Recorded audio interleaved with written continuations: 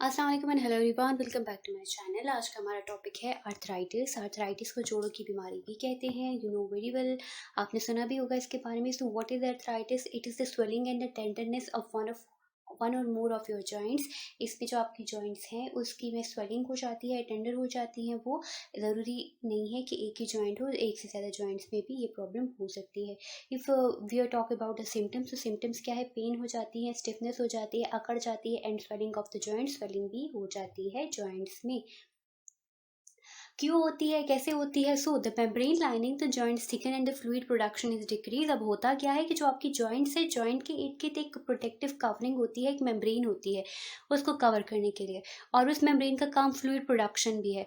तो अब क्या होता है कि वो जो फ्लूइड होती है ये कुशन का रोल प्ले करती है। जब ये मेम्ब्रेन थिकन होने लगती है और उसमें फ्लूइड प्रोडक्शन कम हो जाती है, जिसकी वजह से क्या होता है कि ये बोन्स जो है, ये जो जॉइंट्स के जो बोन्स होते हैं वो एक दूसरे के और करीब आ जाते हैं। जब वो और करीब आते हैं, फ्रिक्शन कॉज होती है, फ्रिक्शन की वजह से स्वेयर पेन कॉज होता है।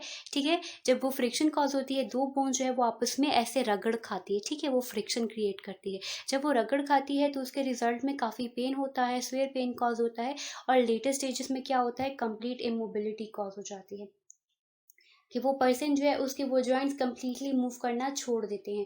जब जॉइंट्स कंप्लीटली मूव करना छोड़ देते हैं, इट मीन्स वो पर्सन अब किसी काम का नहीं है। ठीक है, अब वो उसकी मूवमेंट नहीं होगी। So with the passage of time जो है ये जॉइंट जो है परमानेंटली स्वोलन भी हो जाते हैं और उसकी शेप भी चेंज हो जाती है। तो क्या है कि शेप भी चेंज हो जाएगी। तो most common types of arthritis की अगर बात करें तो they are the osteoarthritis, rheumatoid arthritis and gouty arthritis. Osteoarthritis को देख लेते हैं, वन बाय वन सबको स्टडी करेंगे। ऑस्टियो बोन से निकाला गया है। Arthritis mean the swelling of the bones हो गया। यहाँ पे क्या होगा कि it is the most common time and common type of the arthritis. This disease effects the cartilage which start to wear away over time. अब ये क्या करती है, ये कार्टिलेज को इफेक्ट करती है, जो वक्त के साथ साथ वो कार्टिलेज जो है वो खत्म होने लगती है। जब वो कार्टिलेज खत्म होती है तो क्या होता है कि वो जो बोन होती है, जो कि उसको बोन को ये कवर कर रहा होता है, कार्टिलेज जब यहाँ पे एक कैप लाइक स्ट्रक्चर है, लाइक ये कैप का रोल प्ले कर रहा है। ठीक है, कार्टिलेज यहाँ पे। अब जब ये कार्टिलेज नहीं है तो बोन के ऊपर प्रोटेक्टिव कवरिंग नहीं है। जैसे हेड को कवर करने के लिए, प्रोटेक्शन प्रोवाइड करने के लिए हेलमेट पहना जाता है। तो अब जब हेलमेट उतर जाता है और एक्सीडेंट होगा तो ऑब्वियसली डैमेज दिमाग को, ये लाइक आपका जो ब्रेन है, जो स्कल है, उसको डैमेज पहुंचता है। इसी तरह जब कार्टिलेज खत्म हो जाती है, लाइक वो प्रोटेक्टिव कैप खत्म हो गई है, तो बोन जो है वो बिल्कुल नेकेड हो जाएंगे जॉइंट्स के। और क्या होगा कि दो बोन्स डायरेक्टली एक दूसरे के साथ कांटेक्ट में आएंगे, और जब वो डायरेक्टली कांटेक्ट में आएंगे तो उनमें फ्रिक्शन होगी, और फ्रिक्शन की वजह से वो बहुत ज़्यादा पेन कॉज करेंगे, स्वेलिंग भी कॉज हो जाएगी। सो ये मोस्ट कॉमन जो है ये ओल्डर पीपल जो है ये उनमें होते हैं। एंड देन ऑस्टियोआर्थराइटिस जो है ये यूजुअली आपकी वेट बेयरिंग जॉइंट्स को अफेक्ट करते हैं, जो कि आपका वेट बेयर करते हैं जॉइंट्स, जैसे कि आपकी वर्टिब्री होगी, आपके नी हो गए, हिप्स जॉइंट्स हो गए, ये सारे वेट बेयरिंग जॉइंट्स है। और मोस्टली ये वाले इनको ये ऑस्टियोआर्थराइटिस की वजह से डैमेज हो जाते हैं। तो ऑस्टियोआर्थराइटिस जो है they causes joint pain and can limit a person normal range of mobility. और ये जो है क्या करते हैं, पेन भी कॉज करते हैं, और जो पर्सन की नॉर्मल मोबिलिटी होती है, उसका मूवमेंट होता है, उसको भी ये स्टॉप कर देते हैं। सो ये ऑस्टियोआर्थराइटिस था।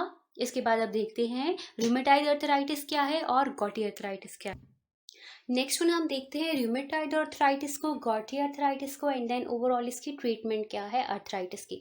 तो रूमेटॉइड अर्थराइटिस जो है it is an auto immune disease in which the bodies immune system attack healthy joints. अब देखिए एक ऑटो इम्यून डिजीज है जिसमें हेल्थी जॉइंट्स जो पर्सन है उसका अपना इम्यून सिस्टम जो है उसके हेल्थी जॉइंट्स को वो अटैक कर देता है। उसके अपने सिस्टम में कुछ प्रॉब्लम हो जाती है, वो उसको अटैक कर देता है, जिसकी वजह से जो जॉइंट्स हैं वो इन्फ्लेम्ड हो जाते हैं, वहाँ पे इन्फेक्शन हो जाता है और स्वेलिंग हो जाती है। तो इसमें क्या होता है कि it destroys the cartilage and bone with in the joint. ठीक है, तो ये सिर्फ और सिर्फ कार्टिलेज को ही डिस्ट्रॉय नहीं करता बल्कि ये बोन्स को भी डिस्ट्रॉय कर देता है जो जॉइंट्स में प्रेजेंट होती है।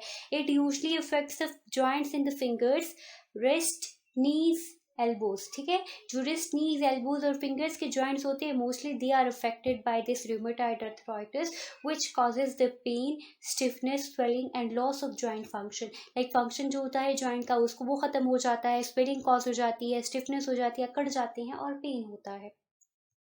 रूमेटाइड आर्थराइटिस में।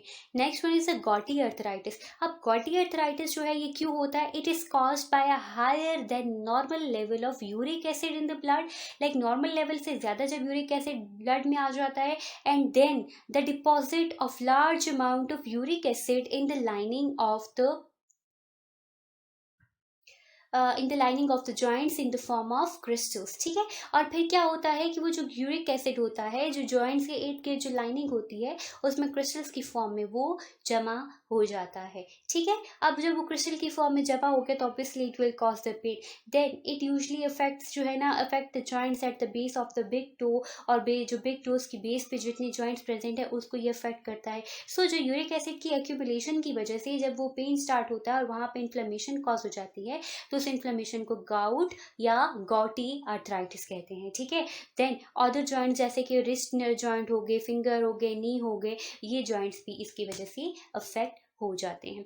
अगर ओवरऑल ट्रीटमेंट की बात करते हैं कि इसकी ओवरऑल ट्रीटमेंट क्या है आर्थराइटिस की, तो आर्थराइटिस जो ट्रीटमेंट इसका है कि ये मेनली फोकस करता है रिलीविंग सिम्टम्स में और इम्प्रूविंग द जॉइंट फंक्शंस पे, कि ये लाइक जो पेन है, इन्फ्लेमेशन हो गई है, उसको ख़त्म करने में और जॉइंट के फंक्शन को इम्प्रूव करने में ये हेल्प आउट करता है। एनाल्जेसिक्स जो है ये पेन किलर्स को कहते हैं। Non steroidal anti inflammatory drugs जैसे एनसेड्स होते हैं, ये दिए जाते हैं आर्थराइटिस को ठीक करने के लिए, ठीक है। अब ये आर्थराइटिस को ठीक करने के लिए दिए जाते हैं, इनका काम क्या होता है? पेन खत्म करना और जो इन्फ्लेमेशन कॉज हो गई है उसको ट्रीट करना। देन फिर जो हायर स्टेजेस होती हैं जहाँ पे जॉइंट्स बिल्कुल ही ख़राब हो जाते हैं, अफेक्टेड जॉइंट होते हैं, वहाँ पे सर्जरी की जाती है, आर्थ्रोप्लास्टी करवाई जाती है, ठीक है। Arthro word is use for the joint and plasty जो उसकी सर्जरी हो जाएगी। तो आर्थ्रोप्लास्टी में क्या किया जाता है कि वो जो डैमेज जॉइंट होता है, डैमेज पार्ट होता है बोन का, वो आर्टिफिशियल से रिप्लेस कर दिया जाता है। मोस्टली ये एडल्ट एज में, किसी भी एज में ही करवाया जा सकता है, जहाँ जैसे कि नी रिप्लेसमेंट हो गई कि उसमें नी रिप्लेस कर दिया जाता है, ये जो पैटेला बोन होती है ये रिप्लेस कर दी जाती है मोस्टली लेकिन मोस्टली किस एजेस में होती है? लाइक 60 एंड 80 की एजेस जो है उसमें करवा दी जाती है, वहाँ पे इनके ये नी रिप्लेसमेंट लाइक करवा दी है। इसी तरह कोई और जॉइंट अफेक्ट हो गया है तो आर्टिफिशियल जॉइंट्स वहाँ पे लगा दिए जाते हैं। So guys, this is all about today's topic. Hope you have understand. Don't forget to like, subscribe and share my channel. Allah Hafiz.